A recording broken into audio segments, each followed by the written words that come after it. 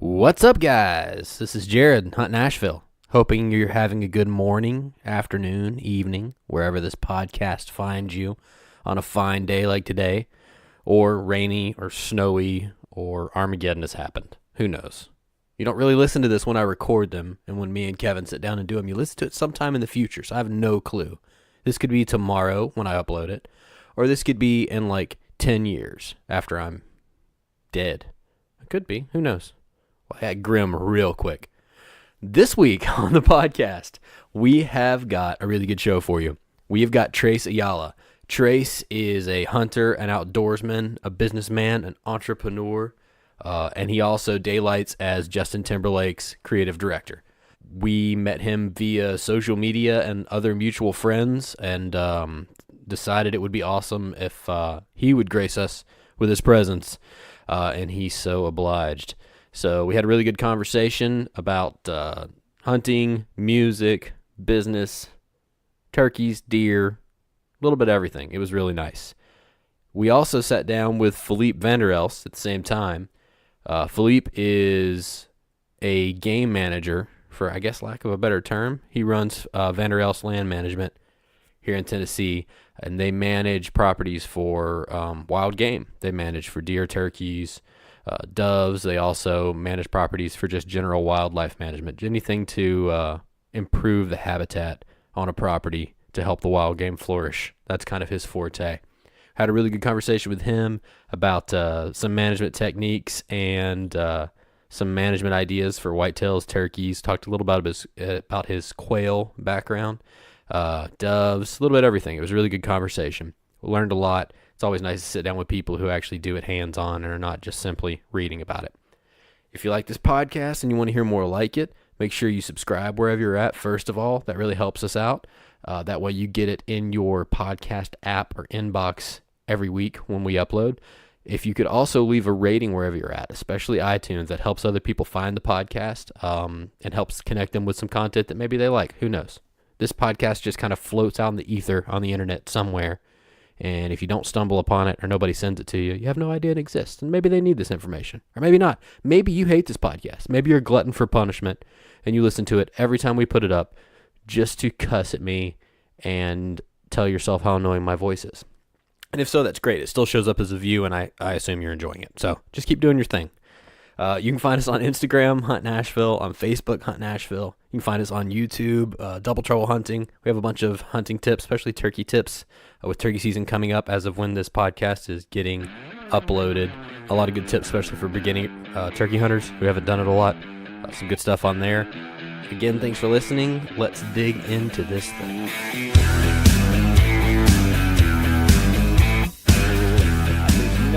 They look so. Those kickers off the.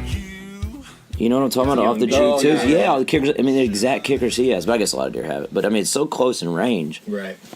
Yeah, I mean, I don't know. That back one looks like. It's like 5 miles, nice. if that, as a crow flies, that property.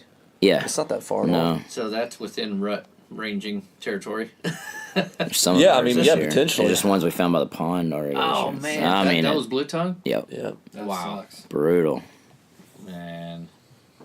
Yeah, that first phone call was bad. Also, he called me, man. I was hoping it was going to be a one-off. Honestly, I was hoping someone shot it from the road. I think that was mine. Hoping somebody poached it. Yeah. That'd be better. Well, how long have you been managing your property for? Like, how long have you been? So the property that we're specifically talking about, Justin's property, he bought it. It'll be 5 years now. This spring. Has it been that long? Yeah. Wow. No. Yeah, 4 years this spring. It'll be 4 years this spring. 4 years. Did you guys get hooked up managing it right away, or when? Yeah, we started from day one, pretty much, right? Yeah, we met you at the time. We actually met. You were looking at a different farm that I've got a company. We do management as Right. well for multiple properties. Yeah. And we met there, and then we just connected through same thing, passion of hunting. Yeah. And Right. ended up doing stuff over with Trace on his place. So That's awesome. How many acres are you guys managing down there? Oh, man. Well, let's see. Well, I mean, we have so many different farms Right. we're hunting. Maybe. Well, you're managing a ton, but I'm saying Yeah, that I'm but- actually hunting. So 300 at Bethel plus the 140. So yeah, give it. I'm gonna selfish raise a ton, but really just Bethel and Justin's places. That's we, awesome. we really put time in. Right. Nice. That's killer. Did you guys take any Did you take the first couple years off and try to get the herd right, or did you just get in there and start? So believe it or not, the guy who owned the property first, I was hunting it before Really? Justin bought it. Yeah, so I was hunting it first, and so I knew what was there. No, we knew. I knew what deer was there. I've been running cameras for about a that good property's- solid season before. It's always had. Yeah, it's good pretty bucks. legendary. Just healthy deer too. Yeah, Although, was this the first year you this is had the first year that we've had. Blue tongue? Yep. Wow. And it took 5. That you know of? Yeah, I know Well, that I 5 found. and then 1 done, Yeah. right? Yeah, 6 total. Do they come to the water during blue tongue? Everyone I found was by the water, so I don't. Yeah. I mean, that's what So they get real thirsty. It's because they get a fever, yeah. Oh, Yeah. okay. So Yeah. they get a Yeah, fever I and have they- pretty good cameras photos of each one of them, at least days before I found them, and they're pretty sweaty. Well, at least in the photos you can see they're dark on the neck and dark on the Their lungs chest. fill up with fluid too. Like that's Yeah, kinda there's a how lot they- of different it's like symptoms and- asphyxiation is kind of how they die. Yeah. But it's I mean it's definitely, you know, at the end of the day, I mean I've listened to multiple podcasts and things from, you know, respectable people that Right. have, you know, doctorates in wildlife and biology. And it's kind of just God's way of taking care of things. I mean, Yeah. right? You know, it's like you can do only so much, and at the end of the day, it's the big argument is you know focus on the overall health Right. of your herd. Yeah. I mean, good management, good habitat management. You're getting quality forbs out there, whether they're native or they're planted, cover, you know, minimal stress from predation. I mean, it's like anything else. You know, I mean, you see these athletes today. They're not eating McDonald's 4 Right. days a week. I mean, they're Right. eating the best stuff. They're getting sleep. You know, it's no Yeah. different.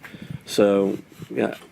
I mean, yeah, there's always some guy out there today that's going to say, well, I've got some mineral that's going to help it. Right. I think, you know, and again, this is based on just kind of picking up information from qualified people. But I think at the end of the day, it's just herd health overall Right. is going to be key.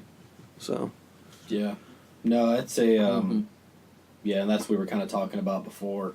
Like kind of like you said, it's kind of God's way of taking care of things. It seems like it's fairly cyclical that every Right. few years or every intermittent amount of time it comes back through, and then you hear about it again, and then it almost eases off for a little while, and it comes back in again. And that's I know Kentucky got hit pretty bad this year too. I've got some buddies that were up there hunting. He's got 1,200 acres. He has a family farm up there, and he was like we were finding deer all over the place. Just Oh, yeah. He said it was insane that he's been managing for like a decade, and some of his shooter bucks are no longer with him. Right. That he's been following for I don't 5 know. years. That's, what's Yeah. crazy to me is how it. I mean, I talked to every neighbor we have, and everyone's like, we haven't found any dead deer. Really? Everything's great. I mean, Yeah, it's it's close real. neighbors. I'm talking property, you know, lines and Really? like Wow, nothing. that is, yeah, because Yeah. I mean, I've spent a lot of time in the woods this year, and I didn't see any dead deer. Yeah. I mean, that's great. Yeah, I don't know yeah. how long you guys have been in the area, but I know I was young, so I'm going to say it was, I don't know, 15 years ago. I mean, I vividly remember when we had that bag. It was a famous year, and I just don't recall. But yeah. it was a actually, bad yeah, outbreak. Bad. And we were pulling deer out of our neighbors' ponds like, you know, 5 a day. I mean, it was bad. Whoa. It took Man. several years for the herd to recover. Man, So, yeah, luckily we haven't had, I mean, that I know of, we haven't seen anything like that since. that's wild. But- So that was probably like 2006 or something. That sounds right. Yeah. Because what's the Cheatham County WMA? I don't think they ever have come No, back. they're since just now starting to recover out Yeah, there. the The deer population got hit Really? horribly. Man. When was that? That was that same About a year. decade Oh, it was the same ago, year. Yeah, Yeah. it's been a long time because that used to be the place to go around here because it's 22,000 acres. I mean, it's a large area, Right. and the turkey hunting's always great. I kill most of my birds out there every year, but the deer hunting has been subpar for a long time. And just now, in the last two or 3 years, you're starting to see some decent sized bucks come out Right. of there. Man. Because, like you said, I mean, I guess it just hits them harder than it does the does. The doe population, you get hit hard, but the bucks just never really recovered. At least the big shooter bucks didn't. Yeah. Yeah, it's crazy. So we're Sad. already recording, and Jared gives a little intro of what's going on today. Oh yeah, we're here with Trace and Phillipe.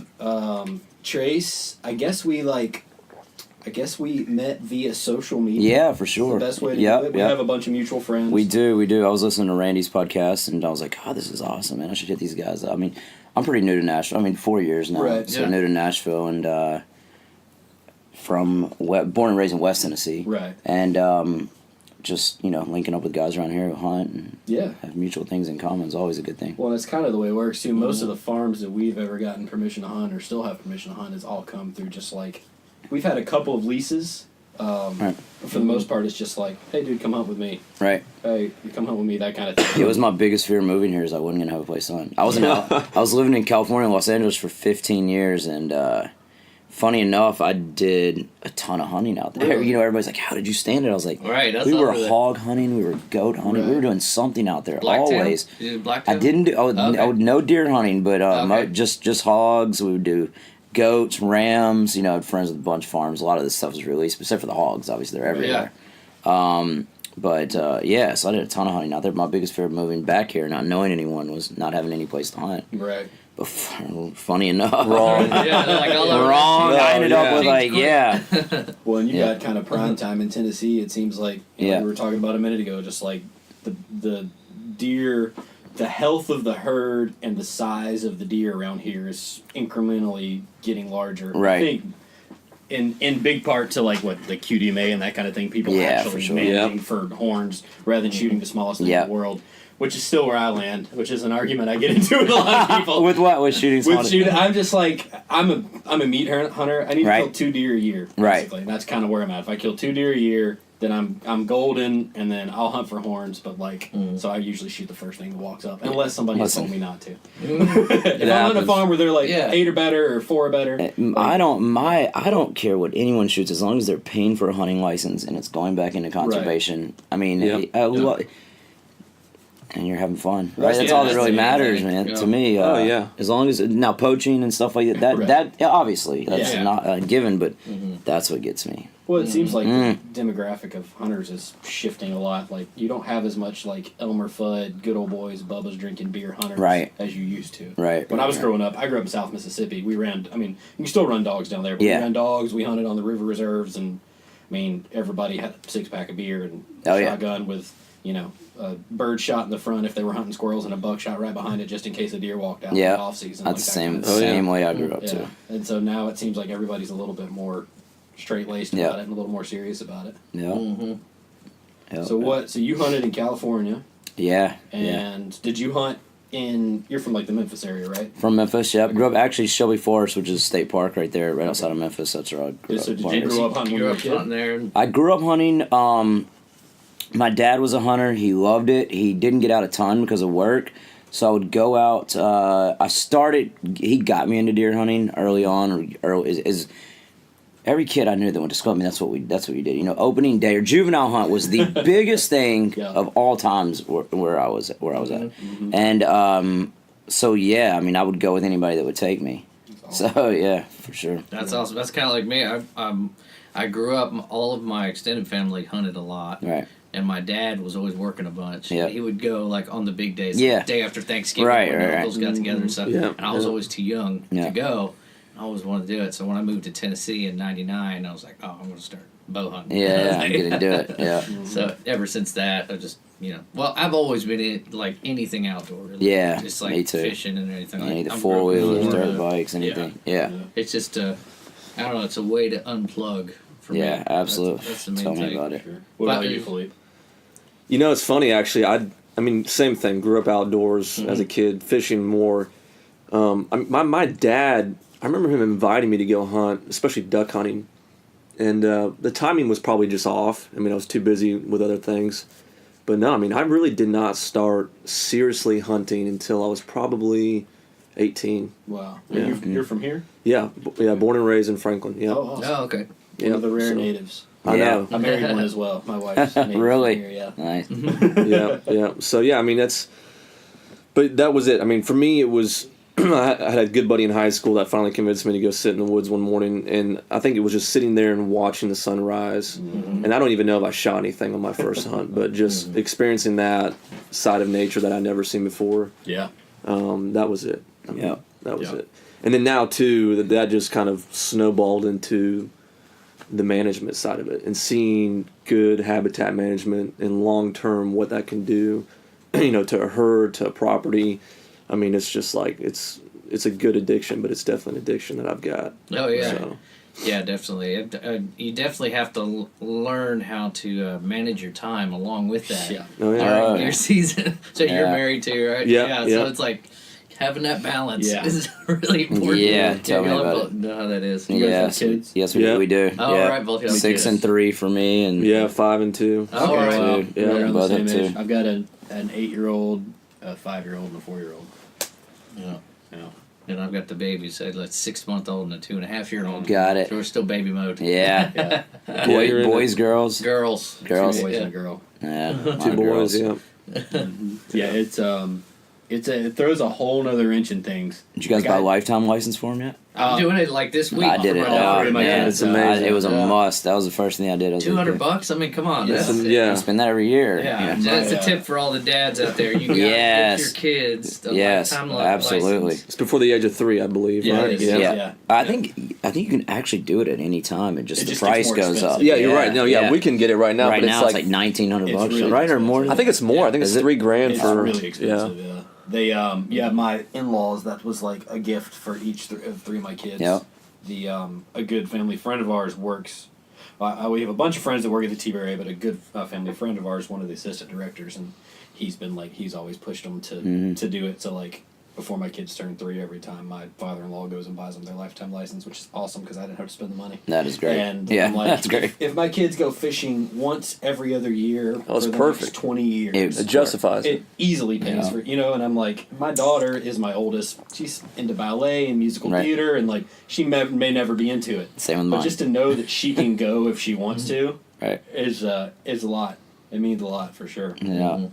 But well, and that's the big thing too. Most people, kind of like you were saying a minute ago, most people don't realize that 80% of at least the TWRA is funded from the buying of boat license and sports Right. license and all that kind of stuff. Yep. Like, they don't get very much money from the government. Right. Most Yeah. of it comes from people like us. So if you don't go buy a license, you can kiss those deer growing bigger goodbye. Oh, absolutely. Oh, yeah. Yeah. Mm-hmm. No, it's Yeah. a big Definitely. deal. Yeah. So Trace, let's go back to the beginning as far as music goes. Right. Yeah. For you, are you a musician, a I player? don't play at all. Okay. No, I don't. Obviously I'm born and raised in Memphis with Justin Timberlake, and I started working as his personal assistant. When were we able? We were able to talk my mother into letting me, and this isn't a good thing, but letting me drop out of high school and go on the road. Nice. I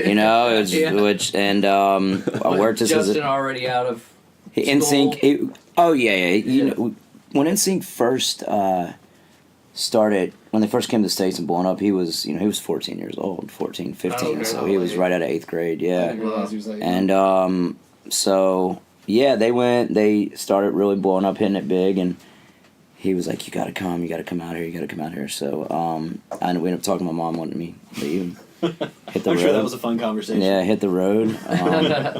Worked as his assistant for a handful of years, probably 3 or 4 years, and then we started a clothing line together called William Rouse. Right. So we had that together. We opened a restaurant in New York called Southern Hospitality together. And from there, just moved into his creative director, overseeing anything with his name, likeness, image on it. Yeah, that's my role in the music business. That's wild, man. That's quite a call to get coming out of high school. Yeah. Like go on the road Yeah. and start living the life like yeah, that. for That's sure. wild. It was, but I'm glad I did it. I look back on it now and I'm like, what if I wouldn't? Like, what would I be doing now? If Yeah, obviously, right, I think yeah. about that all the time. I'm like, my mom, she didn't have to let me. I don't know if I would let my kids do it, Yeah. but I'm Yeah. glad I did. I'm Right. glad I took the risk and did it. And Yeah. That was definitely paid off for sure. And now Yeah. you've afforded yourself some time in deer season to be able to hunt. it's the only reason. It's the only reason I work. Right. It's the only reason I do anything that I do is so I can meet more people that hunt, that I can go hunt different places with. B, have money to afford to go. Everything I do is That's right. yeah. Dude, it's like I ask people all the time, like I'm playing new gigs with people, and like you kind of feel out the room who hunts, who has a Oh, camera yeah. on. It's country music. And it's Almost, like you there's get usually lucky. one guy in the band, but you'd be surprised how many people are not into it at all. Right. Even in country music. Oh, absolutely. It's just like, like Like, no, don't hunt. No one hunts here. Okay. Yeah, By myself exactly. here. I have nothing to talk about. This may sound crazy and it's weird. It's like one of those things that people think, oh, hunting, it's, only country people do it. It's Right. a country thing. People that Yeah. live, but funny enough, I feel like the more CEOs that I meet and the more like really, really wealthy individuals, Oh yeah. the more they hunt. It's crazy. That's why. It's just like being able to get a hold of pure organic meat yourself. Right. You know exactly what Right. happened with it. Yeah. Yeah. That's my biggest reason for hunting in general, especially deer hunting. Turkey hunting is more for the sport side of it. I mean, I love eating wild turkey, but I consider if I had to pick something, I would be a turkey hunter. Like, that's what I love. That's what I spend the most time doing. We were talking about that on the way here. It's so funny. We have friends that are the exact They're same crazy. way that you would think it was Christmas morning, just Oh, talking about opening spring. day of turkey. Yeah, It's like that's Yeah. Jared, 62 yeah. days left. Yeah. Yeah, right, yeah. I love it. I shot my first one with a bow this year. I love it. Oh, yeah, So man, much that's fun. awesome. Yeah. I mean, turkey hunting too. It's definitely like all the camaraderie of it too. I mean, I never honestly seriously turkey hunted until 3 years ago. Same with me too. Yeah, I and didn't then we even know. got these guys in. There's a great event Yeah. in April every year. It's called the Governor's One Shot Turkey Yeah. Hunt. That's awesome. So we're involved and we guide for it. And Oh, Oh, awesome. nice. but we Yeah. get these other guys. There's some good buddies of ours, Sam Clement, who's involved with Real Tree down in Georgia, and he comes up and helps. And he's like a kid on Christmas morning. I mean, it's like he'll call me and he's like, "Hey, what are the turkeys doing?" Right, I'm right. like, "Sam, I have no idea. I don't even. It's like February and I don't even care right now." You're like, I bet they're in a tree. It's nighttime. I bet they're Yeah. in a tree. They're sleeping still. I mean, he's wanting reports, well yeah. before season even is around the corner. Oh, yeah, it is That's funny. Great. I love it. Turkey hunters and duck hunters are a lot alike. They are. Like, it Yeah. seems like those are the two that get eat up with it the most. They like are. upland game hunters. Seems like for some reason bird hunters just get it really Yeah, bad. yeah. Same thing. We have our Yeah. friend Adam Burris, the Oh, he's turkey. I mean, crazy. you would think. I'm like, what are you doing? Call it in. They're gobbling right there. He's like, flirting. I'm flirting. I'm flirting. I'm like, golly. Yeah, it's a game. I'm like, what are you I mean, it is. Right. It's a thing that you don't get with deer hunting. Like, you don't get that. Mm-mm. You get a tactical chess match. Yeah. With deer. Yeah, yeah, yeah. Are you going to be here at this time? Are right. you chasing does? Or are you bedded? Like, what are you doing? But with turkeys, it's way more active. We're like, okay, he's gobbling there, and now he's Yeah. there. Yeah, you're I'm gonna moving It look is around fun. and go to Listen, that. it's a Oh, good it's a lot time. of fun. It's a lot of fun. It's a whole different Yeah. thing. I like both aspects. I like to sit in the whole thing of, like you said, watching Right. sunrise, the whole thing. But I enjoy turkey hunting also. When Yeah, you're like me you're too. hunting with like three guys. You got one Yeah. guy that's like Yeah. second shooter or a camera guy, and you're Uh-huh. just like cracking jokes. Yeah. It's like, Yeah. It is Yeah, fun. like you said. I'll tell you what I've gotten into recently, and he's gonna laugh because I'm Jeez. obsessed. It's crow hunting. It's shooting crows. Really?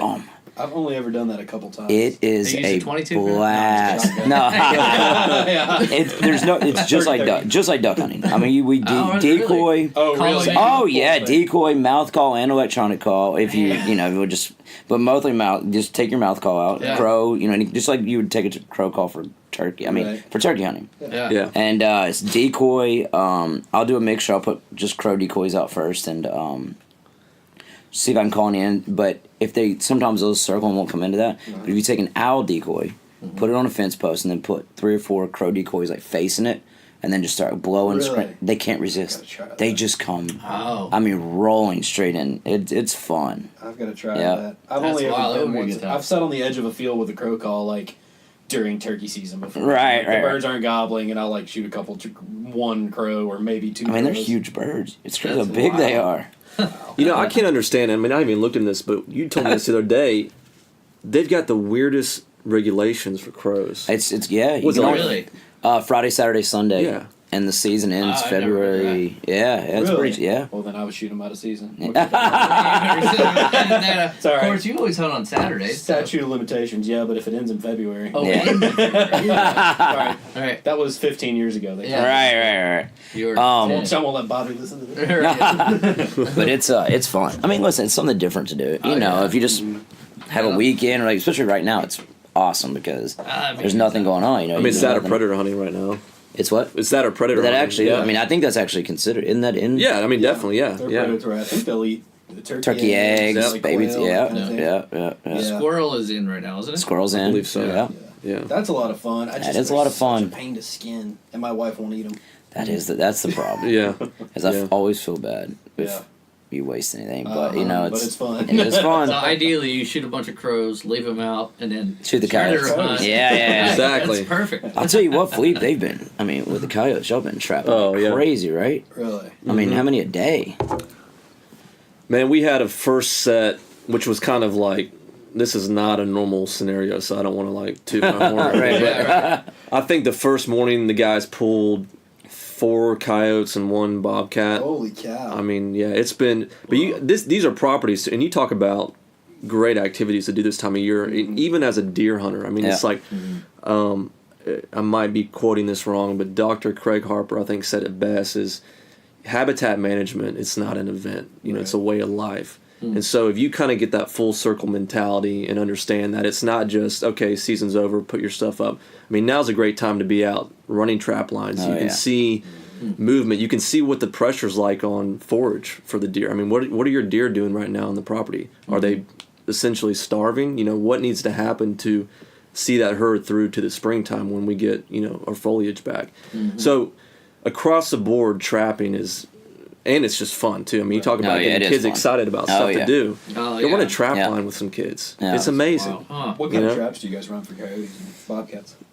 Those are pan traps, Okay. primarily. I mean, you can do live traps on, you know, some bigger live traps, but they're going to come to pan traps because they're hidden in the ground, they're buried, and you're using a scent or a call, a lure, to get their attention. So a lot of trappers I've talked to, they are hardcore about like scent control and like getting the trap just right, the right depth, the right amount of dirt on top. Yeah. How difficult is that to learn? Like, is it? You know, this is what I would say. I'm sure in scenarios where there's a lot of pressure for trapping, I would imagine that that's pretty prevalent. Right.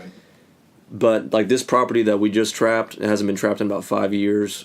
I mean, I watched the guys set these traps. They're not, they're putting the rubber boots on, but they're not being extremely cautious about scent. No. It's not as hard as you think. I mean, really. Our coyotes are getting braver and braver every year. I mean, this year I had one barking at me coming out of my deer stand, you know? Really? Yeah. Oh, really? Oh, yeah. Jeez. Right. I mean, just barking like sound like a dog. Like, Gosh. Yeah. That's wild. Yeah. That's insane. Yeah, our buddy Jacob, he hunts over in Prim Springs. Yeah. This past or the year before last, he shot a doe, and before he got to it, there was like 3 coyotes on it. Yeah. Already eaten. It's crazy. He shot at one, but I don't know did he get that one? I don't think I don't know he if he ended got up finding it. He might have hit it. They've but I got a don't think I bad out there. Prim We Springs. killed All 2 these out there a few hills years and- ago. Yeah. I wonder if having the blue tongue on our property this year brought in the more. That's why we have so many coyotes Maybe. I mean, you know. because of all the carcasses. You know, Oh, yeah. I mean, Yeah. I wonder if that's They're because first I've seen more gathering, this year than right? I've ever Yeah. seen. That's first. Oh yeah. Yeah. Almost every time I was hunting, I'd see them running by. Really? Yeah. Yeah. Man, bring an AR with you. Yeah. Yeah.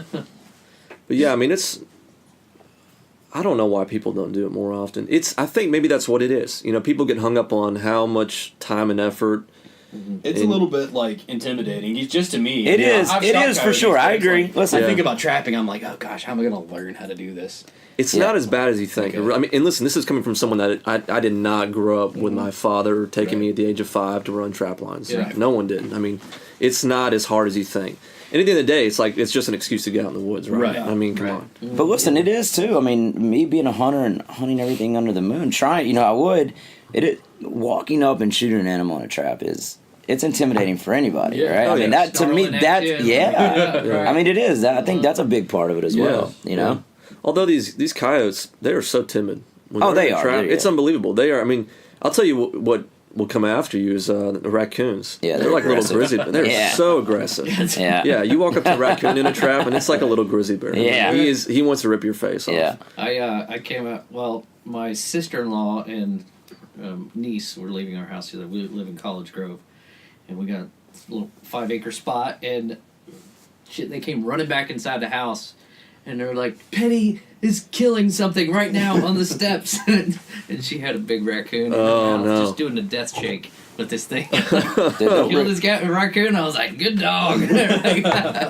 But they were freaking out. My niece was crying, and I was like, it's okay. It's a circle of life. right. Yeah, exactly. Peaceful moment. Yep. You know. Yeah, yeah. It's. But They're those mean. things are vicious. They can be. I grew up coon hunting hardcore. I mean, funny enough, people always ask me, they're like, does Justin hunt? Was he a hunter? And his granddad was. I mean, he won every. We're in West Tennessee, coon hunting is huge. Yeah, dogs and everything. Dogs, Oh, yeah. your dogs are prized, That's around here. trophies. Yeah. It was massive. And his granddad had, world champion dogs. Really? I mean, so we'd go out with him. On Friday nights, he would let us go out and we'd run the dogs and hunt them. And those things, obviously they drop down dogs and they'll tear them up. Oh yeah, Yeah. raccoons can get pretty big. Yeah. Yeah. Yeah. Big fat one. But Oh, that's yeah. fun.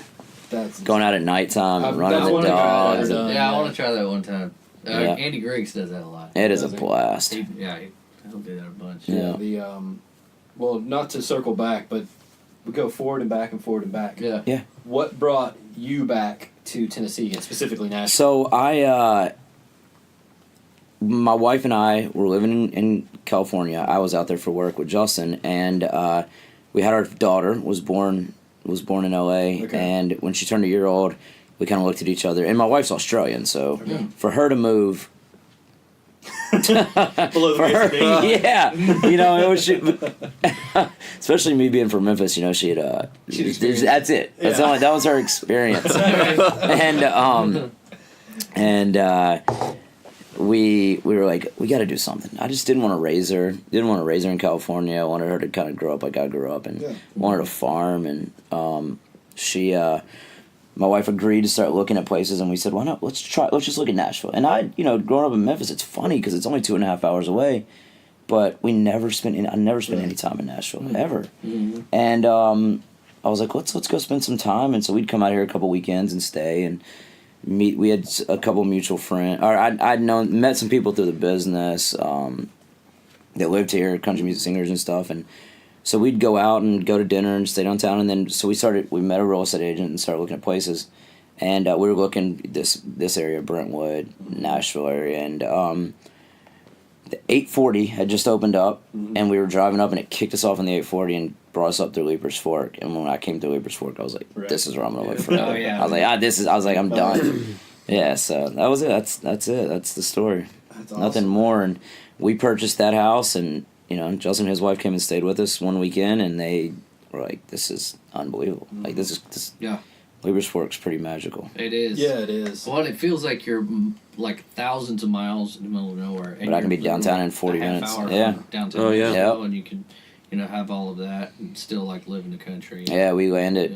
Yeah. We landed last night, and my wife looked, and she still sometimes gives me like, I think would you go back to LA? The restaurants, the sushi, this, that, and the Yeah, yeah. other. This is obviously years ago. We landed last night, and she was like, thank goodness we're touching down in Nashville and driving Yeah. home instead of like going to LA or New York. Oh my god. Well, now you Yeah. got these flights to LA all day. I mean, All direct day. Oh, flights. New York too. I go to Same, yeah, New York's so I fly to quick. New York. I bet I'm there once a week, at least every 2 weeks, and I literally will I'll take the early morning flight, the 6 a.m. flight, have meetings all day, do stuff all day, and then I'm back home by 8:30 at night That's awesome. having dinner. That's Yeah, cool. It's So hard to you landed last night. yeah, Super. Yeah. Straight from the Super Yeah. Bowl. Do you want to talk about any of that? How Yeah, it how was stressful amazing. was that, dude? I mean, can't imagine. like So start from the beginning. that's our third one. That's Justin's third. That's his third Wow. halftime Wow. performance. Wow, I didn't So we know knew that. what to expect. Yeah, we knew what to expect going into it. But just a lot of rehearsal, a lot of,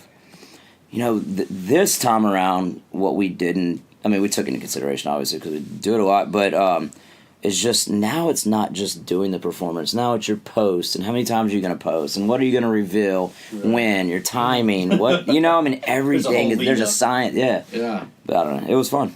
that's Good why. time. You, What a you were saying game. Earlier, you started rehearsals for it. A month last out. January? Yeah. Or no, when was it? January. Yeah, Oh, this beginning past- of That's January. crazy. Yeah, That yeah. shit was put together that quick. Yep. Man, that's It's different than a tour too, because at least on a tour you're like, we're gonna do 30 cities and it's the same show every night. Well, and you have load in and load out, which isn't. This has to be a full performance. Plus, you have to load out and load out with 13 minutes. Plus, you have to load out, and the stage has to move, come, go, and the field has to be cleared to play within 13 minutes, pretty much. And then on that particular show too, like the stage and everything is moving during the show. During the show, right? It's not just getting in and out. That's what was insane to me. I'm like, that's what we were talking about before. I'm like, holy crap! Like this has got to be a ridiculously stressful production. Yeah, because there's so many moving parts. Right. Yeah. But you guys pulled off without a hitch. It was awesome. Thanks. It was really good. Yeah, it was killer. It's all him. The whole Prince thing, I was amazing, dude. That was really good. It was one of the best. The different scenes that were set throughout the whole show. I thought that was like right on point. Yeah, to make the moves and. Dude, Man of the Woods. That's Chris with the Elst shirt and the camo jacket. Yeah. I know that's not really what he was doing. Right. No, right. Yeah, trust me. That's perfect. Whether intentional or unintentional, he did. I loved it. Yeah, man. Everything. Even the orange color we used on the album cover this year, everything was very intentional. That's awesome. Yeah, that's great. Yeah, it worked out.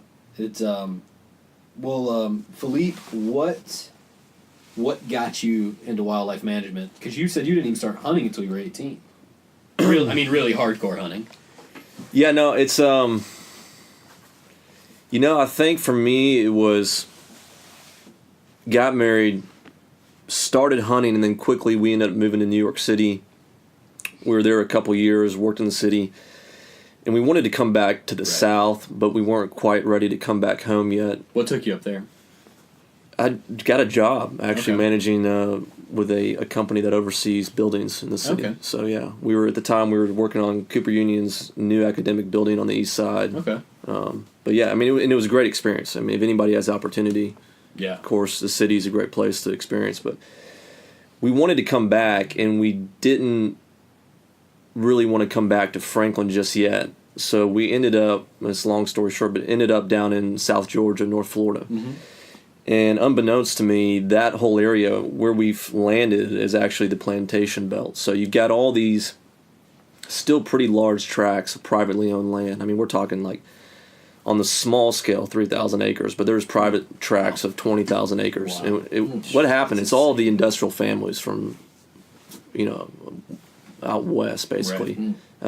It's like the Thomasville area? Yeah, exactly. Okay. Thomasville, yeah. So we ended up there. We rented a private cabin on a plantation, and their main emphasis was wildlife habitat across the board, but they had a primary focus on restoration for bobwhite quail. Oh, right. Yeah. Okay. That's huge down there. It's huge. That's like when you go to any seminar today, they show a map, and it shows that area, that Thomasville, Tallahassee area, as being the epidemic for what the bar should be on management for bobwhite.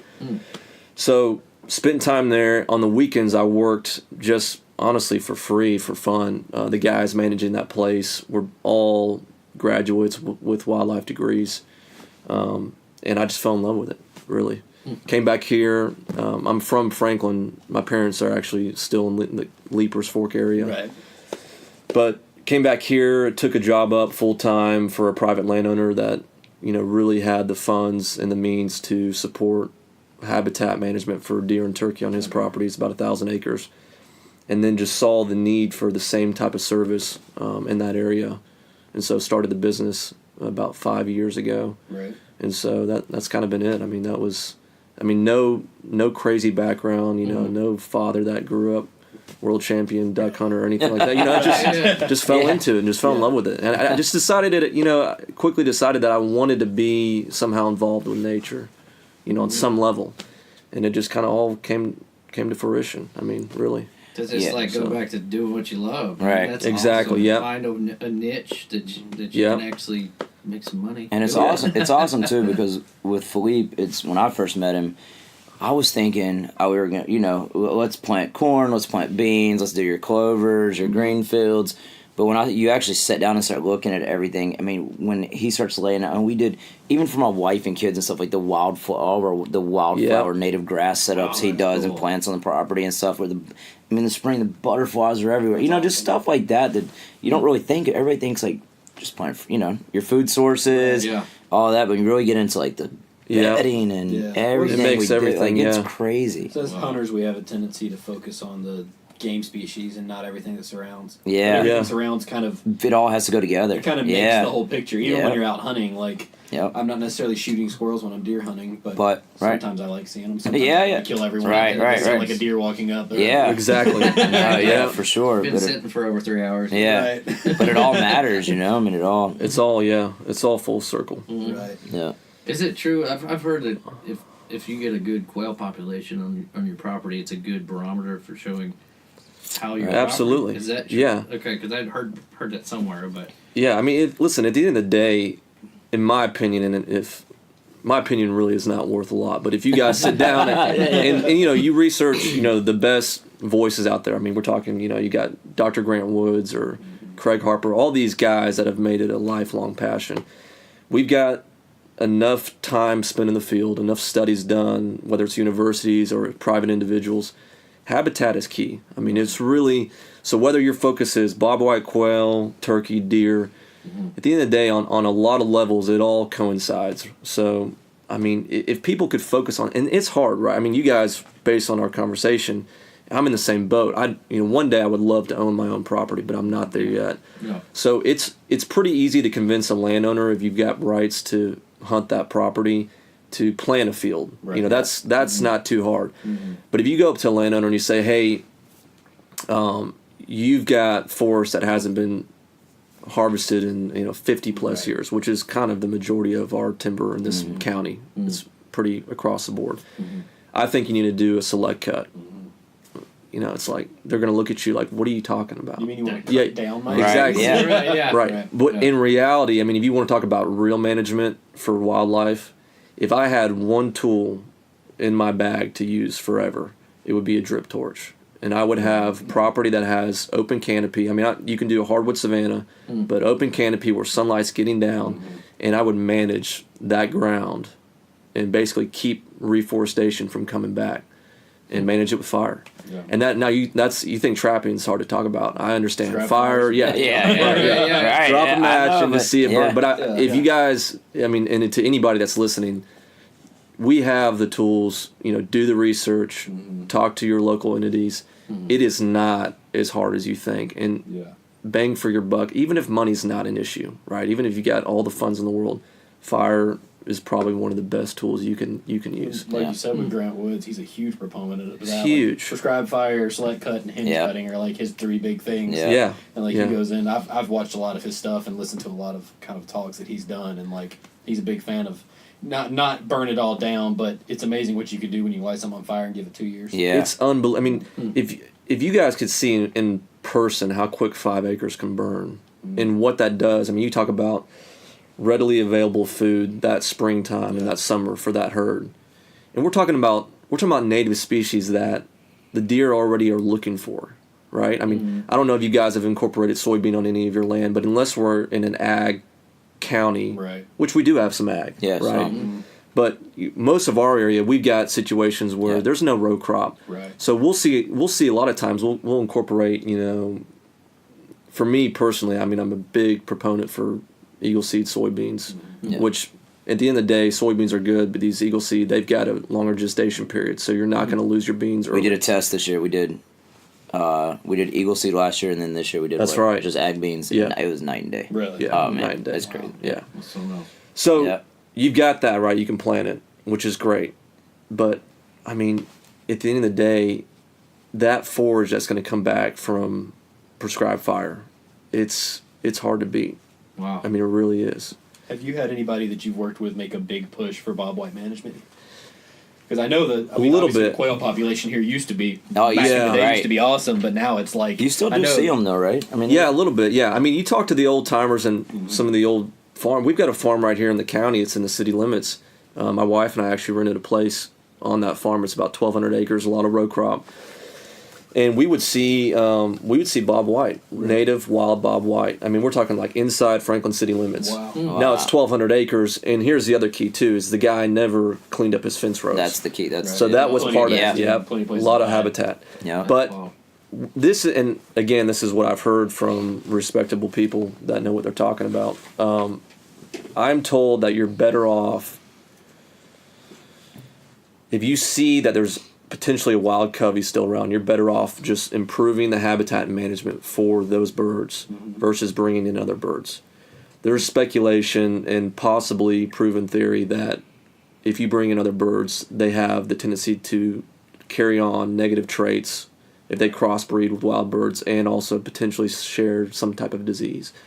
So whether that's true or not, that was the last I read on that matter. Better off not stocking birds. Yeah, you know, at the end of the day, most of the guys in this county, this area, their focus is, you know, white-tailed deer and turkey. Yeah. So Yeah. Speaking of that, well, I was just curious because I mean, it's not every day we can talk to an actual, you know, game a wildlife manager. But for your guys that have like access to 50 acres, they want to make that connection with their with the landowner and say, I just want to make a food plot.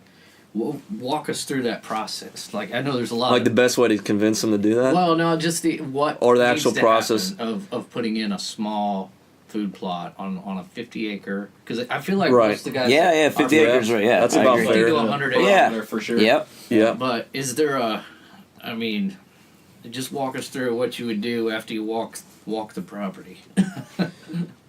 Yeah, let's see. So, I mean, first and foremost, and we've got the world at our fingers now, you know, pull up Google Earth Pro, see what the surrounding habitat's like. I mean, if you've got 50 acres and you just happen for some reason to be surrounded by ag and, you know, soybean and row crop, more than likely, if you've got a good long-term lease, you probably would want to manage the majority of that as cover and bedding. And you would want some harvest plots, but most of your forage, when it counts, is going to be, you know, next door. But generally speaking, that's not what we see. Right, I mean, we see the opposite, right? We see an old hay field that's doing absolutely nothing for the wildlife, and it can be put into some kind of production. So there's two different routes. I mean, definitely right off the bat, you're going to want to get soil tests. That's everything. You need to know what your soil. It's the number one. Yeah, it's number one. You've got. I made the mistake both ways, right? Yeah. All right. With it's Phillipe true. Flames, I'm like, do we really need it again this year? He's like, absolutely. I'm like, Yeah. So soil test is everything. and by of the way, course. it's not like it. I mean, it's pretty much free, right? I mean, the soil Oh, test- yeah, I mean, yeah, send it all- Well, yeah. You Well, send it. It's the waiting that I'm like, Right, like, I'm like, let's plant this weekend. Exactly. So do you send it to, or do you take it into a co-op, or what's the? I do. I go to Williamson Farmers Co-op in Franklin. I get all my soil tests, which is really nice. They've got a private company. You can do it, by the way. Yeah, through you it. can mail it in. You They'll can send mail you it a in. kit, You can yeah. go to the UT Extension. I've gotten better results, and we get on a really fine level as far as what we want to know, because our big thing is we've got history with properties now, so we keep records. We want to have detail. I mean, we want to get all the reports we can. And the co-op here in Williamson County has got a company. I think they're actually out of Memphis that give really, really detailed reports. So anyway, so you put that test in. You tell them what crops. They normally give you about 3 crops to choose from, what you're planning on planting. For me, of course, the main focus is always going to be springtime crops, because fall's inevitable. Fall's going to be your cover crop. You know, your oats, your winter wheat, your brassicas, turnips, everything like that. So yeah, get that in. You know, see what your layout is. Of course, your approach is everything. You guys know that. It's no different. I mean, but I would say probably 9 times out of 10, most landowners aren't going to give you any pushback on planting their fields. They're normally not doing anything with it. I know a lot of guys that, you know, they ask, hey, if you're going to hunt this property, can you just bush hog this for me? So you approach a landowner and say, better yet, I'm going to improve your soil quality, take care of the land, and it's going to look pretty. They're not going to, more than likely, they're not going to argue with that. Yep. So see yeah, that. so that's everything. Of course, you know, you get your soil amendments in, lime, fertilizer, whatever it's calling for. Then springtime, of course, you need to terminate your crop. We have all the tools, you know, today to do proper planting. So some guys like to argue that they can just do conventional planting, which would be a disc, you know, turning the soil. That's not necessary. We've got extensions, the soil conservation. You can rent a drill out, a no-till drill. Yeah. The co-op Pull it rents on. drills out. That's honestly, it's going to save you guys more money. I don't even know what a drill out is. What is it? So no-till drill is basically it's a pull behind for a tractor, and it, in layman terms, it just does not disturb the soil. You're not turning the soil. Oh, okay. You're going to come in, you're going to spray, you're going to kill whatever's there, which primarily in this region it's going to be fescue or timothy, just some kind of pasture grass, and you're going to drill right on top of it. And it cuts like an aerator that exactly pushes the seeds Exactly what it out of does. the ground, You yeah. put it has a detailed scale. It tells what you're planting. If you're planting wheat, beans, whatever you're planting, and literally you just dial the knobs, set it, pull it, and the wheel as the wheels turn, it removes the gears and plants your seed. drops in, at the rate And you're you want. thinking, I remember the first time we did it, I was like, man, this is not Never gonna gonna work. come up. Yeah. Oh yeah. Then next thing you know, man, those bright green rows, right? It's awesome. Yeah, it's easy. You don't have to no disking, no pulling drags over, nothing. Yeah. Yeah. And what are you run from the co-op? You run for a day. I mean, you just And go what grab the, it. I guess Yeah. the theory behind it is you're not releasing any of the nutrients when you don't turn the soil. Essentially. Yeah, nutrients. I mean, you got to imagine too. You've got all these seeds that are dormant in the seed bank. So the minute Just you like turn the that soil, you've just released all. And a lot of Makes times, sense, there's it's It's not all what you weeds. want. It's just Yeah. one more thing to try and spray and control. Yeah, I never thought about it. Yeah. So and then honestly too, if we get a drought, you've got your biggest issue you're going to have. I mean, whether it's for wildlife or even for farming, is soil, moisture retention. You can't when you've got exposed dirt. I mean, it just sucks the dry moisture out, out. yeah. Yeah, it's not good at all. So soil quality, soil health overall, it's the only way to go. And that's normally the hardest thing for most private individuals, right? It's I don't have a drill. You're right, you don't have one, but the co-op does. No. And most people can rent, or actually, I don't know if they can rent them, but most people have a friend or a friend of a friend who has a tractor. Right. Yeah. So that's what I would say. I mean, now I will say this. With soybean, and we've learned this even in year one, sometimes year two, it takes a while for deer, if they're not used to ag forage like soybean. It takes a while for them to figure out what it is. Yeah. But if you're doing a small area, which, like 2.5 acre, 3 acre soybean field, do yourself a favor and invest In a hot fence. No question about it. Hands down. Just kind of partitioning it off. You just run a single row around, and then you just run a double row right about 5 feet behind it all the way around, and you just get a solar one, no power, and just hot fence it, and it's the best thing. I mean, we learned it because they will. As soon as it starts sprouting, they're gone. Yeah. Wow. Yeah, I mean, if you get too much browse pressure, you want to Especially if get you don't that. have big fields. If you have small fields, Oh, yeah. definitely. So easy, just solar panel thing, hot fence it, and then 2 weeks before season to whenever you're gonna hunt, take everything down. Yep. Yep. Just fill it in. I've never heard that. You haven't? before. Oh yeah, we hot fence Yeah. fields now. That's cool. Yeah. Yeah, because I mean, I think in anybody listening that they know this too, and I was telling Trace on the way up here, never again, and I don't know what I was thinking, never again will I go another deer season without having standing grains, soybean or corn. Yeah. Primarily soybean, in my opinion, because it blows everything else out of the water. But you want to talk about patterning deer and actually coming into contact with a mature buck or just tons of deer meat, does, whatever it is you're after.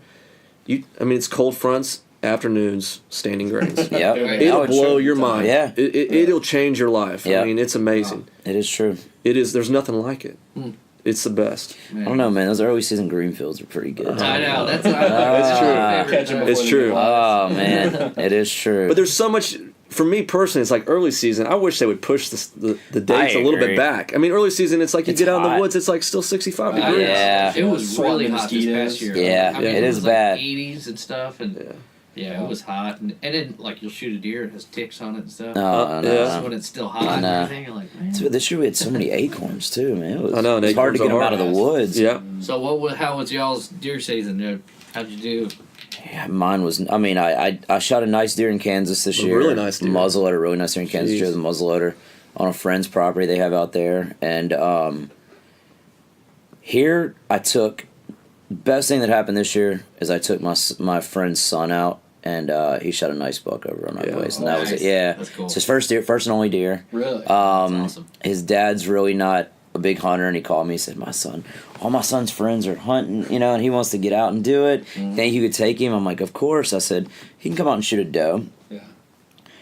So he's like, can I come with him? I'm like, yes. We have a couple redneck blinds, set up. So I was like, yeah, we'll make it an afternoon, come out and sure enough, we get in the stand. I mean, just this kid's luck. We weren't in there 45 minutes. I was like, okay, the doe. I'd read to him like the does are gonna feed in from this side because we were on a big green. Well, what did we plant in those fields this year? It was some sort of mix. That upper field was that broadside, Eagle Seed broadside. With all the turnips and radishes? The upper field. The front field was just standard. But there was blend. also wind. There was also wheat in it, too. Oh, yeah. But yeah, that broadside has those oats in that winter wheat. Okay, yeah. Or I think it's winter wheat, actually, in the broadside blend. So we were hunting that field. And I was telling okay, the does are going to come in. They're going to feed this way, you know. And when one comes in, right when it gets to that tree, that's where you're going to shoot. And we're watching. And then behind us, we have a little small field with the same thing, which is a little... tiny little field behind. A lot smaller than the one in front of you, you know? Right, the one yeah. out. And where all the deer have been coming. And we're sitting there, we're watching. And all of a sudden I just see something flicker behind my head like that. I turn around and sure enough, here's this buck right in that little field behind us. I'm like, there's a deer. He's like, you should have seen the look on his face. I thought about not letting him shoot it. Right. You know, but then I was like, I can't.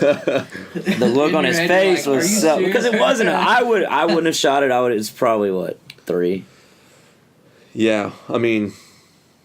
But I don't know. you know, it's first deer, man. It's everything. Oh, man, his 100%. face, and he's got it mounted, and you know. Which this year youth timed out perfect for the weather. Yeah. Dude. I woke up sick to my stomach when I saw the weather on youth season. Yeah. It was like, oh no, we're gonna have a lot of big bucks go down. Rifle season was like dead on for just hot and heavy this year. And I was out of town a lot this year, but I was out of town when I was in LA working, and Phillipe called me. He's like, "Where are you?" I was like, "I'm in LA." Why? He's like, "I'm sending you a photo right now." He was grabbing. It was no he was joke. grabbing the tractor out of the barn over there, and he was like, "I'm sending you a photo." And right, like in our thick sagebrush over on the farm was just this. Really? Never seen it before. Wow. Didn't have any photos of it. It was a deer we'd never seen, and I don't know what it was doing there. You know, no, it's rare we get deer. I mean, sometimes we do passing through, but it's rare we get deer over there that I don't know. You know. And it was nice. He was like, you got photos of it. Yeah. So are you guys running cameras right now? Like you're I am. running Well, I'm shed hunting, so I like to. Okay. I like to. It's funny we're already finding sheds. Too. When does that dog get back? Yeah, I have a lab coming. She's in Arkansas right now being trained, but primarily for shed hunting. Really? I'm so excited. Oh, That's We get out and hike a awesome. bunch. Take my wife out, my kids. We walk. Especially we started about 2 weeks ago finding sheds. So just like get out and hike. I mean, that's my favorite thing. Oh, yeah, but I like running cameras to see when they're if they're dropping. You know what deer are dropping antlers and stuff like that. See a lot of singles right now. Yeah. A lot of them have dropped one. Okay. Which is, Yeah, I'm gonna have to get out this week. That's what's hard though. You know, squirrels they get after the sheds so fast. quick. All up. Well, coyotes too. I mean, Will they? They'll chew on them too? Yeah. Yeah. I've seen coyotes chewing on them before. Yeah. I lived in Bellevue for about 5 years, and it was this little strip of woods. It probably was 10 acres. And the other side of the front of our house was the interstate, and there was these monsters that would come up. Of course, I threw some corn up there to get them real close. I just take pictures of them all the time. And that's when I got into shed hunting, because I was like every year to see what they're dropping. And their bedding area was right behind my house up on top of the hill. And so I would just go out there and pick them up. And they would just be in the bed? They would just be laying right there. But most of the time I've seen they're right close to their bedding area, because they kind of wake up and shake off. Times in the morning, and just and their antlers just fall off. I found most of them in our food. Like right now in those turnips and radish fields, found them in there. And then if we have some old barbed wire fences that run on the backside of the property, a lot of them along the... I've seen guys put out catch posts where they'll wrap wire. I don't know how I feel about it. It's good. If you hit it the right time of year, I guess it could work. I've thought about it. I'm scared it's gonna mess that. That's what I'm worried about. Mess up their bases, I guess. Too, could happen. Yeah. They're pulling too hard. Yeah. Feeders fill I start filling the feeders big time again. Right after season, I start filling the feeders, just because if they're standing there eating, and at least I know where they're coming and going, and I can just walk that trail to try and find some. Yeah. That's awesome. Yeah, I've got a buddy that bought a dog for tracking deer. Yeah. For tracking blood. Yep. And he tracked 40 deer this past season. Did he really? Wow. Different people. He's over in West Tennessee. Wow. And he's like, man, I hardly have had any time to hunt on my own, because I've just been tracking deer for people. What kind of dog was it? Oh, I don't even know. I think it's a lab. Really? I'm pretty sure it's a lab. I'll have to text him Yeah. after this. But Yeah. it's a cool little business he's got. You know, he Oh, for just sure. loves, he loves to hunt and everything like that. And so There's it's this good guy. to talk. You heard of this guy named Tracker John? Mm-mm. You can go look him up. He's I think he's in Iowa maybe, but all these big guys who kill these big deer. He travels the country doing it. You know, I mean, that's Oh, his, really? He has 2 bloodhounds. He travels. Yeah. That's awesome. Yeah, I think his farthest one was like 3 miles or something like that. They found a deer. Yeah. Yeah. It was like a 200-inch deer. You know these guys. It was like we're Yeah. finding this deer. Yeah. This deer cost Yeah. me $25,000. Yeah, no, right. That's the kind of tracking he. Yeah, Yeah. this guy was telling me, this guy Justin, he was telling me that they did track one all night, and they just kept finding blood. Yeah. And it was like the next night, they let it sit Right. and everything, and they ended up finding it, but it was again like 3 to 5 miles. Yeah. So he went like, wow, that's a lot. Do you of work. guys see that deer? Do you guys know John Paul Morse? Johnny Morse's son? Oh, Bass yeah, Pro first kid. name, yeah. Yeah, he's a good buddy of ours, and he shot a big deer 2 weeks ago, maybe. Shot Yeah. a huge deer that he had shot. Was it early season or last year? Anyway, the footage. Go back and look at it on his Instagram. It is incredible. So, the deer still has the scar from where I can't remember if it was last year or early season. Shot it with his bow, and it still has the big scar on it, and it's crazy to see because you're like, how did that deer not die? How did it not affect the deer? How did it? Barely. Because this arrow it's literally, he said they measured, it's 6 inches difference from where he shot Really? No. shot it earlier, and it didn't go. It didn't go Something. 20 yards this time. You know, I mean, it's right. It's pretty incredible. Happened to miss all the good stuff. Yep.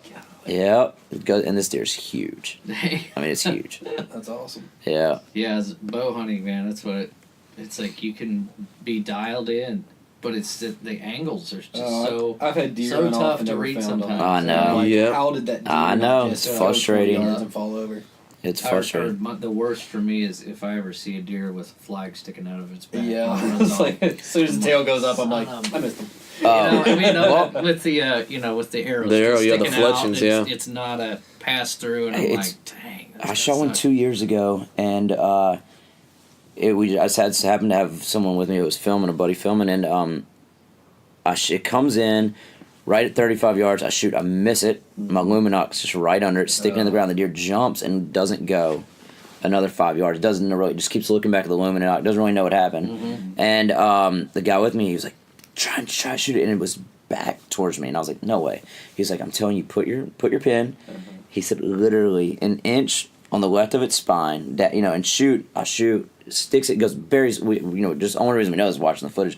Buries all the way in, and the deer does a kick, and it kicks back out for about 6 inches of the arrow sticking back out of its back, and it runs off to the left. We watch it, just runs off to the left, and we're high-fiving. He's like, it's right in there. So we went back. We had dinner. We waited, got up next morning, went out there, blood, nothing. Gone. No, I was so we looked for 2 or 3 days. We even had to talk. We looked forever. Off to the left of the field, looked.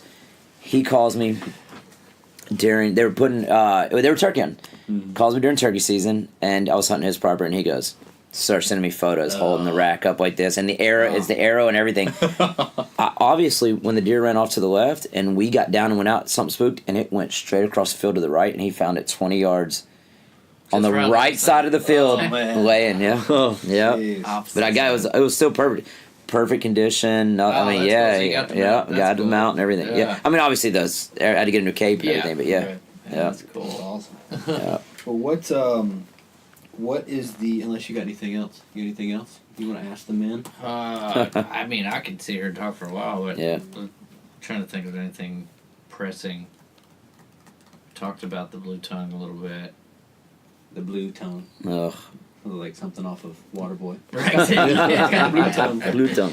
Well, what's the best place for people to find you guys online, social media wise? Yeah, for me, just my Instagram, Trace Ayala. Yeah, I mean, I don't do a ton, but But probably more in deer season. I mean. oh yeah, Especially if he shoots them. yeah. Man, it's one of those things. I want to post a lot more. It's just You know, people, it's They'll get tough. over it. Oh, They'll get Just over the it. Yeah. slack, it's so I know much you slack, get a lot man. of pushback from different. Yeah. I know what you mean. It's just- even on our small scale. It's we just get it too. it's good just like Lord. uneducated on the matter, right? It's like Yeah.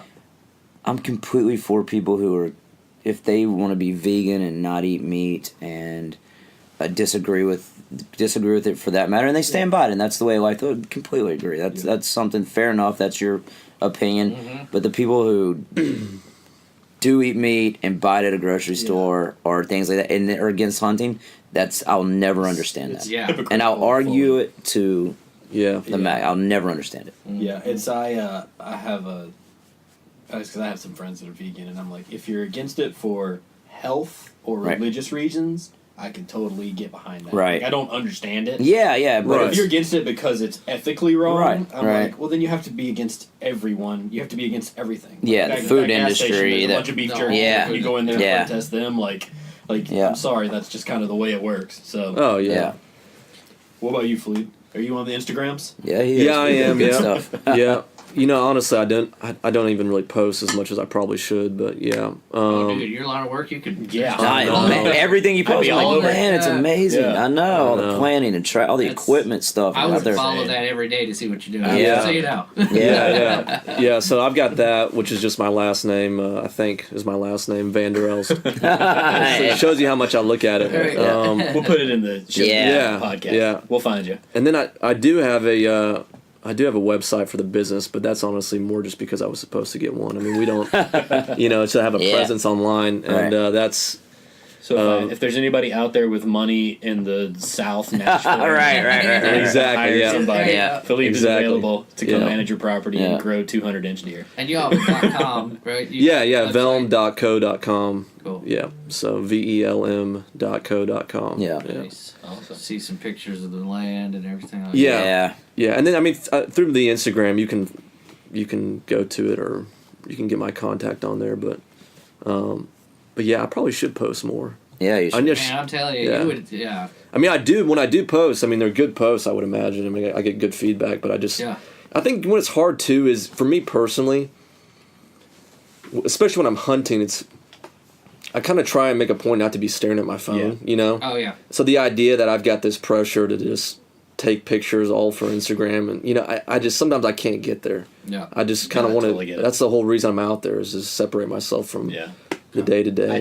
I take pictures and I post them later. Is what I do when Yeah, that's I try not to smart. post them from the stand. Yeah. I take a ton of pictures and I post them like over the next few I days. do a mix, man. I get out there. And Yeah, I get it. sometimes I don't want Nothing's to. moving. Sometimes I don't want to be on the phone, and other times I'm just scrolling. Yeah. You know, I Feed mean, a I'm. deer in an hour and a half. Yeah. Sometimes I feel like the world needs to know what I'm doing Of course, yeah. right now. Exactly. How am I feeling? I also find that Exactly. I also find that it depends on what kind of stand I'm hunting in. Like if I'm in a just a hang on, my phone's in my pocket. I don't know. Yeah. how to Yeah, touch or it. you know you can But get if I'm in a listed. box blind, Yeah. I'm on my phone. All right. You That's know, so true. I don't Get know some work why. done. Yeah. I've taken my laptop in a box. Oh, you know how many conference calls I've done from a box blind? Oh yeah. Yeah, that sounds good. Oh, the redneck blind. Oh, especially with the earbuds now. I literally have earbuds Just in, close phone all on the mute. windows and get I've on. shot deer on the phone before. That's awesome. Conference calls before. Yeah. Yeah. Great. What was it? You were with Brian last year or the year before that? Oh yeah, he And did y'all a were doing phoner. y'all were doing a I was with Brian White. And Oh, yeah. Facebook Live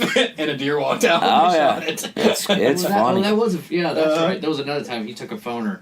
He was like, "Oh man, I gotta talk to this radio station real quick." And I was like, "Okay." In the stand, Like, whispering on an internet. It was funny. And people do it quite a bit. It's not like now that I've started talking about people, other people have told me that, and like, oh, you know, when we were on that call the other day, I was sitting in a stand. I was doing this. I'm like, Yeah. I believe it. That's so awesome. yeah, my throat's just my voice is messed Yeah. up. A little scratch. And it's Oh, funny yeah. with those blinds now. I mean, they're pretty soundproof. Like I can bring my daughters out in those redneck blinds now, That's cool. and she can be. I mean, we can have there's deer far out in the field, and we can have a conversation Wow. kind of like this. Yeah. You know? Yeah. I think a lot of the new ones, that's their big push this year, is they are sound. Soundproofing, Yeah, they're yeah. soundproofing Oh, now. wow. Yeah. Yeah, Yeah, which those is things are nice. nice, man. God, That, and those then now are you nice. got like the tractor you just got out there is awesome. You got the closed cab, Bluetooth. You got the Oh buddy yeah, so seat now for I the can be out kid. bush hogging or Oh, do anything on my yeah. tractor. Now, yeah, That's it's awesome. nice. What kind yeah. of tractor is it? Just a John Deere. Yeah, Yeah. just- Yeah.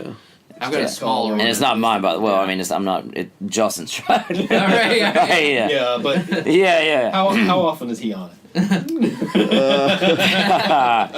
Funny enough, we used it for the Man of the Woods album shoot. We used it to do a lot of things. There's some shots in there where he's on top of his barn roof. Oh, awesome. Jumping. We used the tractor to get him up and down on the barn. That's Tennessee style, right He there. brought his son in over a couple months ago. He brought his son in, and we did. We took him out riding on the tractor, That's awesome. and That's good. yeah, Yeah, man, that's some good fun. Yeah, it With is. the kids. yeah. All right. Well, thank you guys for sitting No, down thanks with for us. having Yeah, us, of man. course. Yeah, I really appreciate It's it. been an Good hour and conversation. 10 minutes already. It goes quick. Go So. shoot It some does. crows. Yeah. That's right. Dude, I'm down to do this it. week. I've never shot at one. Y'all want to go out this weekend? Let me know. I Let's go. might. That Okay. kind of sounds like fun. It is fun. It's fun. I'm telling you, it's a blast. I Just wanna like try it. We need to try to schedule listen, when there's nothing else to hunt. I mean, it's Uh-huh. fun. that. That's awesome. Yeah. And they come in. They sound like a goose when they hit the ground. Just Thud. Yeah. Dude, I couldn't believe how big they. I mean, they're big and they're smart. That's wild. That's what's Yeah. yeah. All right. Well, thanks, guys. Until next time. Yeah. Of course. Yeah. Thanks. Thank you.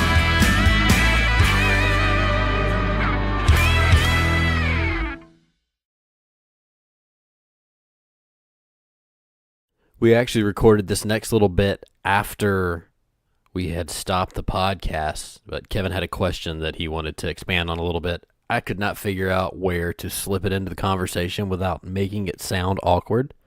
So consider it like a little bonus track at the end of this podcast. Check it out. Yeah, Phillipe, you were talking about the setting up. What was it? When you were talking about setting up the like a little kill zone plot. Yes. You had mentioned setting up your property for the proper bedding areas. Can you walk us through that just real quick? What would you do on a property that doesn't have a bedding area? Can you actually make a habitat for the deer to bed? Yes. What would Yeah. you do there? And again, this kind of goes back to the underlining issue that most people have with private landowners. In a perfect world, if you could convince that landowner the habitat improvements and honestly overall timber improvements by doing a select cut. I'm talking about a select cut, right? Yeah. I'm not saying you need to go in there. I mean, some cases, yes, absolutely. But you can get a lot of good cover and bedding and native forage established by doing a select cut. So imagine you've got, a healthy hardwood tree that's left every 50 to 70 yards. Mm-hmm. I mean, and it's easy. If you want to visualize it, just Google hardwood savanna, and that's what we're talking about. Okay. So if you can get the landowner to do that, now keep this in mind as well. That is going to also, and this might be a selling point, that's going to definitely be some payoff for the landowner. I mean, the timber market's really good right now. So, that might be one approach. You just say, hey, this would improve not only your timber, your wildlife, and there's going to be some revenue from this that can go in your pocket. Yeah. So maybe that's the approach you That's take. right. That seems Definitely. Yeah, definitely. But that would be, to me, because especially in the eastern United States where we are, that's generally what we are combating. We have a ton of timber, Yeah. and that's going to be, most of our usable space, or the deer's usable space, is currently timber. So that's that scenario. Outside of that, if the restrictions are just planting, you can definitely plant some native grasses, which are always going to help for sure. I mean, the more the merrier. But we've had this conversation on the way here. It kind of comes back to, how does the property lay out? Yeah. How are you utilizing that property, whether it's checking trail cameras or Right. hunting it? Where is that natural designated Sanctuary is what we call it. Yeah, we Yeah, like on safe our, area. Definitely. Where those deer feel private, comfortable, wherever that is, if you can create that into bedding, and by bedding I mean it's got minimal Yep. hardwoods in it. It's grown up with forage, and That's the- foliage, everything. That's what those deer want. They want to utilize that. With Justin's property, that's the very first thing we did. There's an area on the property. Yeah. Funny enough, it was naturally already happening, but it's kind of the center of the property that no one enters. We don't touch it no matter what. I've never Literally. even set foot on that property. I've walked the edge and drove around, but we don't go in there no matter Oh, what. that's And great. so that photo he has that we were talking about of the deer this year from the it's standing on the edge of that Of that sanctuary, and where they bed. Oh, okay. And Yeah. that's where they bed. What we found And is the it's reason. close to the barn, you were saying. Yeah. Yeah, it's right across the road. Yeah, That's but wild. but the reason they use it is because it's slightly elevated. With the sun rises and it really hits that hill pretty good and gets it first area to get warm. Yep. And they have a good view of anything coming in. Yep. You know, so That's it's great. yeah. Yeah. Yeah. I mean, it's That's bad cool. for us as hunters. You know, for them, Yeah. they literally, if you enter the property, they can pretty much see you. You know, Yeah. but they love it. I mean, it's there, and we just stay out of there. That's awesome. Yeah. You know? Cool. Yeah, because I've been in that scenario where you have access to hunt a small piece of property that is surrounded by farmland. Oh, Yeah. you have that. I have. Well, Oh, I've been. well, you've been there I've because been- that's we rare. have Normally, one that's not the farm case. It's in West Tennessee, like Paris, Tennessee. Yeah, we've got a farm out And there. it's farmland, and it's so hard to pattern exactly where they're because there's so much food all around the woods yeah, that they're like, they could be over there. it's they could like be over here. Ah. 350 acres and probably 275 of it is ag land. Wow. so so that's How big is the roughly- parcel it's in this property? 250 acres. 200. The one that you hunt? They're Yeah. 275. 275. Yeah. And is it completely timber or is there any open? Half and half. Half and half. They put Draw in it soybeans. at Mike's? They do? Yeah. Yeah, that's even less than that. It's probably like that's why I keep thinking, I 75% was like, man, ag we could talk and to then a Mike. strip of hardwoods. You could come in there, I'm sure. It's mostly corn and soybeans. But- Like they rotate. Yeah. Yeah. Yeah. And listen, I mean, it just depends on the landowner or the person that's utilizing the ground. I mean, Yeah. if there's a budget in mind and you guys can afford, even when it's surrounded by row crop, that row crop, most guys are combining their beans in this area, October, right? Yeah. See, that's the thing. Are they leaving any of that standing for you? Or are they? They're not. all So out. that would It's be all something to government talk lease. to. Yeah, yeah. So that would be like in that scenario, of course, first and foremost, if you can get habitat cover be your primary focus, do a select cut. I mean, that would be ideal. But then if you've got some ground that's left over, whether you work out a deal with the farmer to leave, 2-3 acres of that soybean standing, or you come back in and do something with that as well. I mean, you definitely still want to have those funnel points where you can find these deer coming because, as you know, it's still nice to have a green forage. Yeah. Oh, yeah. We even on our stands, when we still come through, we leave our soybeans standing, Yep. of course, and we will come through and either no-till drill or broadcast our Straight winter over. blends Yep. in the fall. Straight and into it'll it. come up underneath. Straight into Just it. round up Yeah. everything, or We don't do anything. really? Oh, That's no. awesome. Don't Yeah. even kill So it it just all gets incorporated right back. in. That's right. All So right then into all of a it. sudden you've got Yep. standing soybean, and then you've got this young forage, this oats, winter wheat, Yep. brassicas, turnips, that blend, your cover crop blend coming up underneath. You guys do dove It's- fields like sunflower Yeah. and stuff? That's Yeah. my, We've my got- favorite. Yeah, Yeah, we've done a we dove did- hunt for yeah, about the at that last farm, 13 yeah. years at that farm. Is it pretty big? It's not. We only plant about an acre and a half of Okay. sunflowers, and up. It's literally we shoot right in front of the cabin, like Yeah. up and down the Oh, road, right, because there's right. gravel and there's two Got big it. ponds, so they Yeah. have places to get This grit. year was like 3 acres, wasn't it? It was like 2. It might have planted 2.5. What did we do last or the year before? It wasn't we a did, ton. How many acres did we plant sunflowers? Probably 3.5. 3.5 acres. Something. It's Which amazing by what. year 2 we had to almost hot fence the thing. The deer will Oh, that's the problem. annihilate Sunflower sunflowers. fields. Where Well, they we did love it. sorghum 1 year too, and they tore it up. Yeah, they love it. This Yeah. year I'm doing that's my main because I'll have my dog back. You know how yeah. Yeah. No, dove hunting is like. Oh, it's I love it. And by the way, it's my wife's favorite thing in the world. Really? Oh, Oh, she really? looks so forward to the dove hunt every Nice. See, single my wife year. has never been, but she loves. That's her favorite thing to cook. She Oh, loves to yeah. cook that in venison. It is Oh, fun. man. We had how many people we have just surrounding that field. It's so much Yeah. fun. That's fun, dude. It's a good time. And the best thing you did is you planted. So Phillipe, when he did it this year, we did. How many yards of sorghum was so? Yeah, we did a buffer of Yep. sorghum, and honestly, too, part of that was for a privacy screen. Yeah, He's got a layout 100%. where you're kind of in between the new money and then the old school, Right, good old yeah. boys. Right. And you just, you never know. I mean, I'm not. Who knows if they are shooting you off the I don't road, know, but yeah. So it was a privacy screen. That Yeah. sorghum, you're talking 9 foot tall Yeah, oh, yeah. sorghum. It was It's huge. It's huge. We could literally pull the Rangers. That's all we did. Everybody just pulled the Rangers right into it, and then you could just shoot right off. Right. You know, Yeah. So It was- sorghum, corn. I mean, we've done we did buffers corn, of corn. buffers. Yeah, But what's really nice now, this is something that you don't normally get with your standard drill from the co-op. But if you can get your hands on a no-till corn planter, there's a sunflower. It's actually an ag production sunflower, so it's what these farmers are using when they're actually growing sunflowers for you and I to consume. And they've genetically modified the sunflower, but you got to have a corn row planter because they are huge. Really? When I mean huge, it's like the head on these sunflowers are the size of a frisbee. I mean, it's no joke. That's But that corn planter allows that spacing to be every 7 inches, so they don't choke each other out, Yeah, right? gotcha. Okay. And that's no joke. I mean, you get a field like that, and it's the birds have. Yeah. It's Half of the that. stuff ends up rotten. I mean, they yeah, can't it even eat does. all. That's what It's happened in the amazing. field. I mean, we had. I was like, we don't have any birds here because all the sunflowers are full. Yeah, but then the turkeys. Oh, the turkeys, yeah. Down. Yeah, that's cool.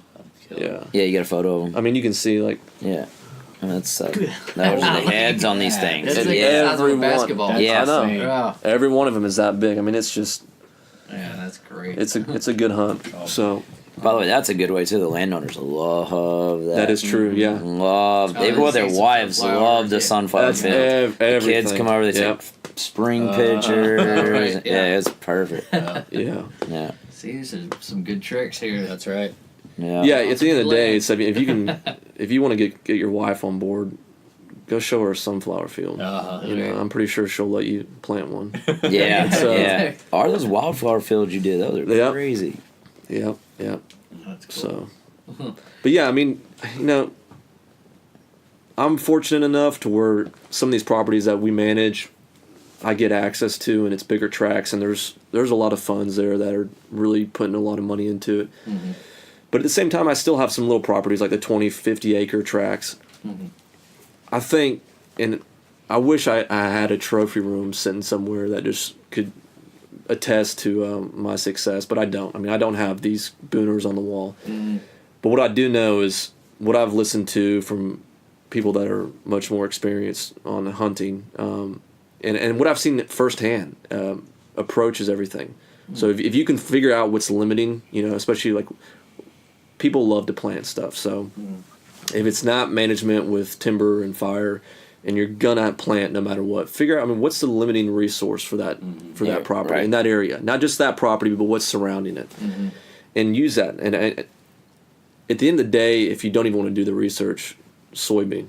I can't say that. All right. Oh, It's yeah. no joke. Eagle blend, Yeah, eagle seed, Yeah. soybean, All right. and listen, you can do an ag. If you don't want to spend $90 a bag, you can do an ag, and it'll come up, but it's got a gestation period, which basically means that soybean is going to expire. Right. What happens essentially is it's genetically modified.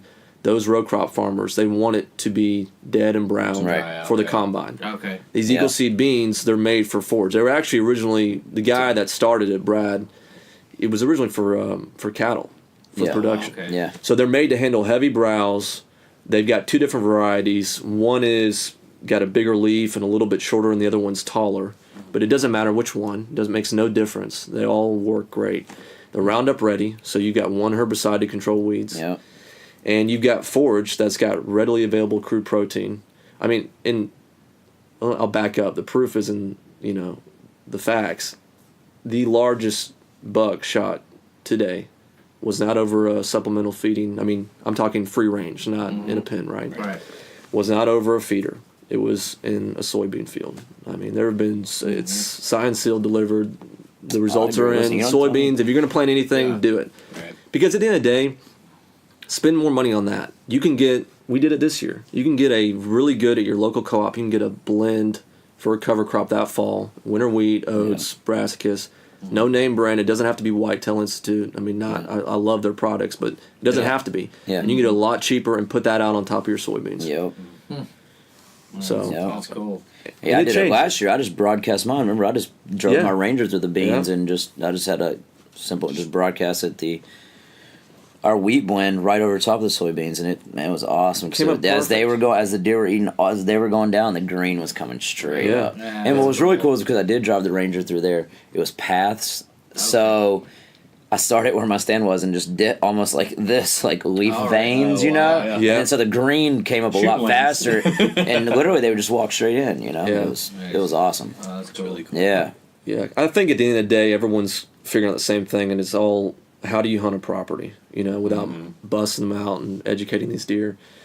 And me personally, I do not hunt timber that much.